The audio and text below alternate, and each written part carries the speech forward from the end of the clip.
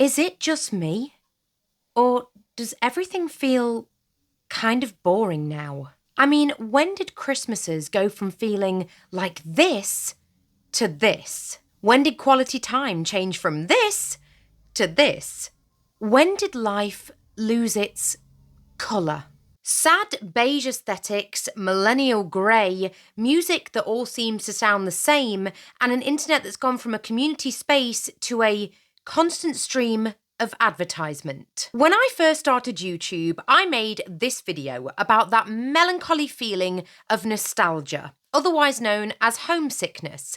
And it seems now that we're all craving that kind of comfort from yesteryears, but in a way that we can't quite put our finger on. I mean, when I visit my grandparents' home, even today, it still gives me that feeling of warmth, vibrancy, and play.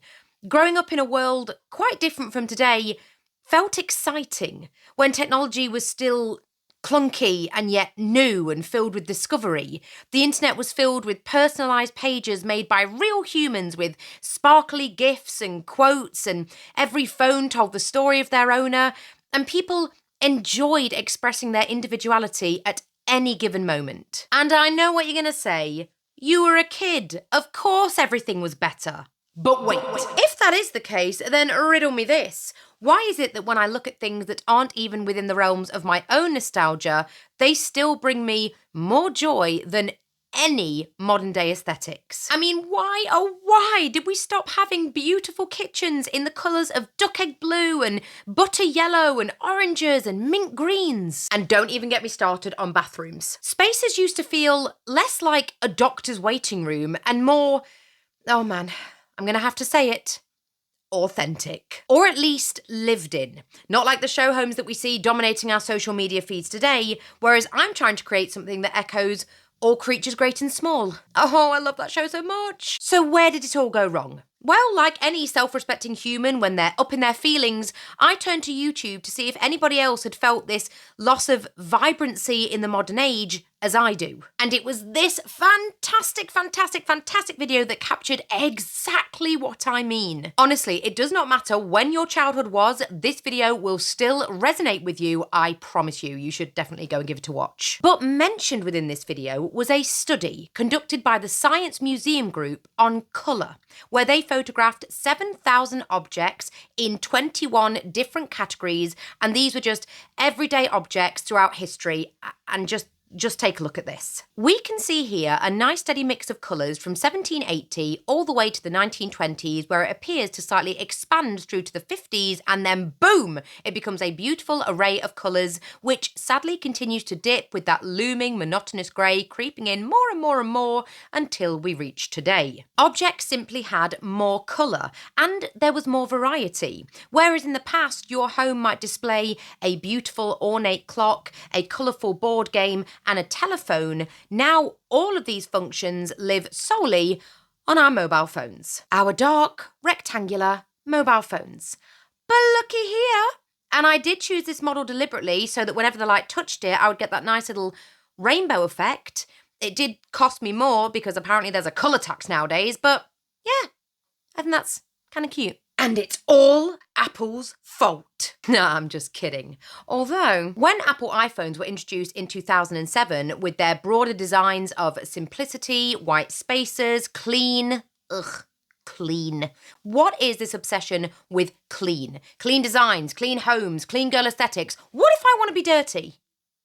Don't. And this clean ethos set a template that spread like wildfire. From tech interfaces to physical product packaging to advertising. I'm telling you, Androids all the way. No, I'm just kidding. They're all the same. And this is where we really saw corporate minimalism and branding aesthetics become the dominant design trend, with their clean lines, sans serif fonts, neutral palettes, and minimal layouts. And this is basically because corporations seek two things. Well, they actually seek a lot more than two things, but for the purpose of this argument, the two things are universability and scalability. Minimalist designs are cheaper, easier to reproduce globally, and less likely to offend or alienate. And I do partly get it, in the sense of, in order to sell something effectively, you kind of put it on the backdrop of a blank canvas, if you like, so that the buyer can more easily picture themselves owning that product. But my argument is, it didn't always used to be this way, and people were still very much buying things. You know, even beauty products used to just look a little bit more luxurious. You know, when you were gifted a perfume bottle or a lipstick, it felt like you were getting something truly special and not something from a pharmacy. And I'm not the only one that thinks this. Girl, I swear, you and me. And because basically the entire world is now following this blueprint, we've been left with a sort of visual homogenization. Everything starts to look the same. Logos have been stripped down, all apps have the same grid-like interfaces, and the once diverse visual identities of websites now all look kind of sterile. Not like the days when companies had loud, unapologetic, and quite frankly, weird logos and adverts. Adverts had personality, and as a kid, you were so drawn in by them, much to your parents' dismay. Normal television used to be actually interesting, and the adverts were almost bearable. You know, when a Powerpuff Girl playset would just flash onto the screen, you know, it was... The adverts were exciting, like looking through a catalogue before Christmas. You know, there was just something about it. You never knew what you were going to see. And I don't know, it added a little bit of magic. Whereas now we've got blanding. And it's all over the internet as well, because we have heavily shifted from kind of cool, offbeat subcultures to aesthetic conformity. I say bring back the chaotic world of MySpace, where the songs would punish your speakers and it was filled with garish leopard print. Except we won't, because nowadays social media platforms reward polished, algorithmically optimized content. Algorithmically optimized content. Algorithmically... what's the word? Algorithmically optimized content. There we go. Which honestly makes me question pretty much every day how I even have a platform. The internet didn't used to be about optimization. It was just a space to hang out. And here's the irony. The internet gave everyone a voice, and yet all it's led to is echo chambers and monocultures and trends that prioritize safe and repeatable aesthetics. Less weirdness, more sameness is basically what I'm saying. Weird niche creativity has been replaced by curated branding, even on a personal level, with aesthetic conformity and people literally designing their homes and lives for the camera. I mean, I film my home literally all the time, but I don't change it for the camera. This was always me long before a YouTube channel, long before any sorts of social media. You know, my mum has always been the same. We're just us, and we started sharing it, and we found a community. So I don't know, maybe I do sound a bit like a hypocrite there, but I'm not trying to make my home aesthetically pleasing. You know, as far as branding goes, or brand deals, we're definitely not doing that here. So yeah, I do film my home a lot, but I'd like to think I'm staying on the fringe of conformity in any sense, because I do like to think that I'm an individual. And let's talk about homes for a second, and architecture in general, because oof, I've been waiting to get into this. Modern environments feel sanitized. They feel void of personality. From cafes and Airbnbs and McDonald's and new architecture, they all seem to be designed for Instagram and a frictionless shopping experience. A kind of minimalist, open plans, smooth corners kind of space. Although maybe the smooth corners is for health and safety reasons in public spaces, but it's in our homes as well. And I'm not judging you if you have a minimalist home, okay? It sounds like I am, but I promise I'm not. If you have a beautiful, big, open plan kitchen with marble everywhere you look, then that is fine. That is absolutely fine. What kind of jars me is that the same kind of design appears to be everywhere. So when I see it, I'm immediately put off because I'm so used to seeing it. I mean, can we please bring back the McDonald's of the 1990s? Because I need to sit on a bar stool in the shape of a burger. I simply need to. I mean, even chain stores used to be just more exciting, you know? But don't worry, because you can just go into an independent place for lunch, right? If you can find one. It seems that pretty much all independent shops are being replaced by chain stores or gentrified versions of authenticity. And yes, I looked that up. So, gentrified authenticity is a really interesting concept to me, actually, because I never really knew that what I'm about to describe had a name. But it's basically a space that tries to look authentic, tries to give the impression of individuality, but in a very easily consumable customer experience kind of way.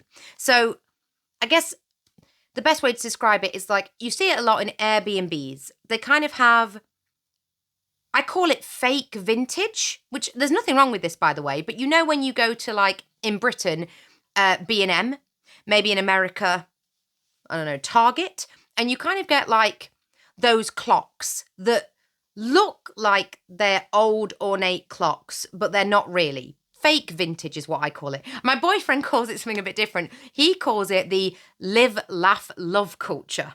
And it's kind of like, it's a bit of a pet peeve of his, even though his mum is like the queen of the live, laugh, of the live, laugh, love, of the live, laugh, love culture. Love you, Alison. I don't mind it. I have bought things that aren't true vintage, but give the impression of being vintage. There's nothing wrong with it. But when an entire space is designed, and it's not just fake vintage, by the way, this idea of, it's so bright in here, trying to make something feel individual when it really isn't, is pretty much what we're seeing in most mainstream places at the moment, and also online. I don't have a problem with it in the home per se, but I do feel the entire energy of it is a bit synthetic, and it's a big thing for me. It's almost too perfect. Oh my gosh. So when me and Jack look at houses, you know, we're just like dreaming our little dreams and looking at properties that we would like to own in our future. Obviously, I'm looking at lovely period homes, and he might show me a period home that has been done up to the hilt. You know, everything is done. You could literally just move in, except it's just too perfect for me. I don't want everything to be done. I want the journey of discovery. I want to make my own choices about what is kept and how it's refurbished. I want it to be a journey and an experience.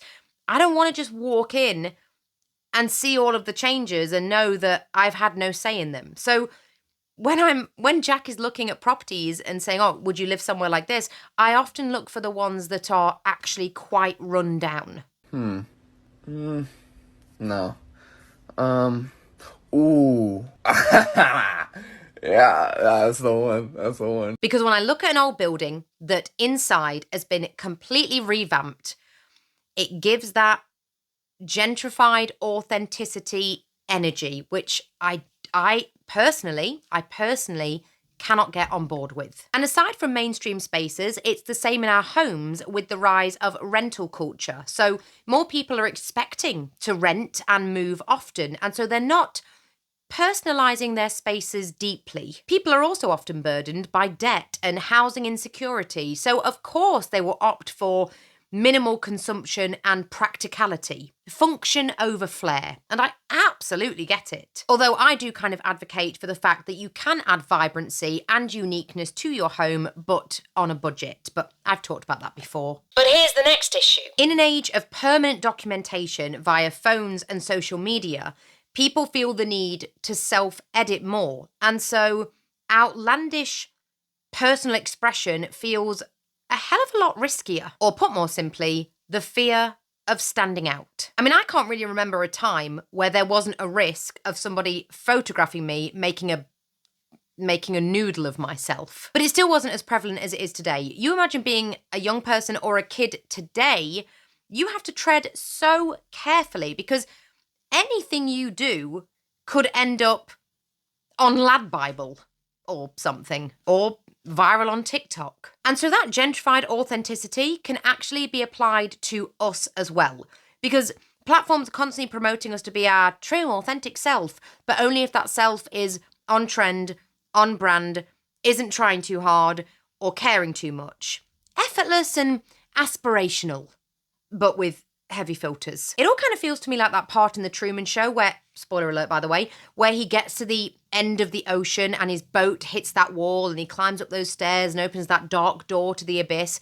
It feels like we're all living in the town that he left. You know, that perfect, synthetic feeling kind of town where everything's kind of the same because the real world is actually constantly being hidden from us to make way for perfection. Plus, back to the homes for a second, with fast design cycles, fashion and decor trends, of course people are favouring cheap and easily replaceable styles rather than putting their stamp on a home with mismatched furniture and clutter and family history. And so what everything becomes is a property investor's dream. And more importantly, there are less and less untouched period homes for me to find in the future. The world just feels a bit more muted. And it makes me really sad because I truly miss the craftsmanship that went into literally everything. I mean,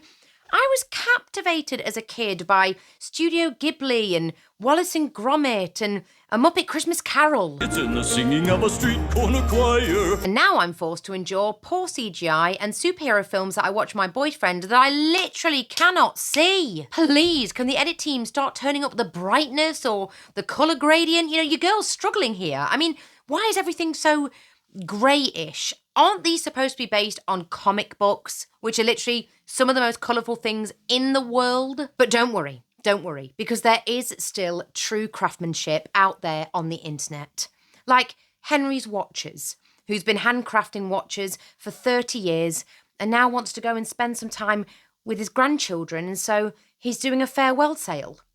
Except that's AI. Or Grace, who's been making handbags for pretty much her entire life and now wants to spend some time with her family. Except that's AI as well. Oh my God! We're not simply being starved visually, culturally, creatively, emotionally. We're being cheated. We're being robbed. Because pretty much all aspects of life have been optimized for scale, efficiency, and productivity rather than humanity. What we see today is often less lived in and more presentable. Less unique and more aesthetic. Well, I'm sorry, but I'm just going to have to opt out. So don't mind me and my boyfriend as we ride off into the sunset in his 1989 E30 as I wear a beautiful vintage dress and we go and have a picnic at dusk. Because I'm not mad at the way the world is today, and I'm certainly not of the opinion that it's my way or the highway. I'm just disappointed that so much of how the world used to feel just isn't there anymore. Well, that was all a little bit heavy. And if you'd like a break from pretty much everything we've just spoken about, then why not join me on Wednesday where I'll be practicing the art of slow living in a fast world. And if you're part of my gold membership, then that happens to be the theme for the entirety of next month. I'll see you then.